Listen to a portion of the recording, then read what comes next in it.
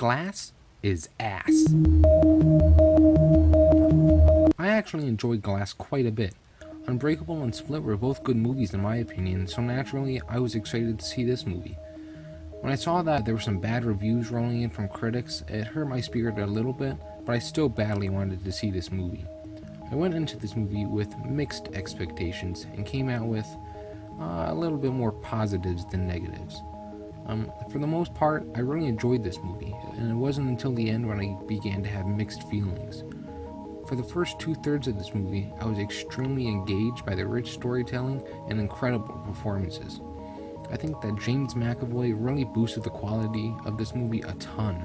He was incredible to watch and is getting unanimous praise for his performance, and for good reason too. Samuel L. Jackson, Bruce Willis, and Sarah Paulson were all great too, but this movie wouldn't be nearly as good without James McAvoy. The movie did a great job of building up tension, leading the audience into an action-packed climactic ending. The only problem is that there wasn't really an action-packed climactic ending. What we got is a couple of fight scenes and a bunch of twists that make less sense as they go on. This movie had 3 twists at the end, which is just insane and unnecessary.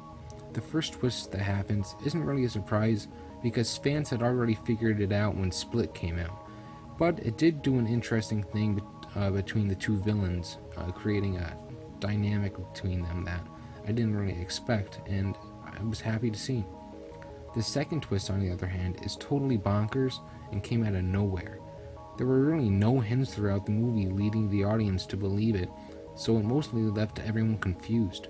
Whereas, if they had small clues hidden throughout the movie, it would have allowed for the interesting ideas from that twist to make more sense. The second twist was made somewhat better by the third twist, which leaves you with a nice ambiguous ending, but doesn't save the second twist from being just stupid. The movie is worth checking out to see some really great performances, but ultimately strives to be overly clever and just ends up being a convoluted and unsatisfying ending to a great trilogy. Or almost great trilogy. I think that if M. Night Shyamalan stops trying to be overly clever, he would have had a really fantastic movie.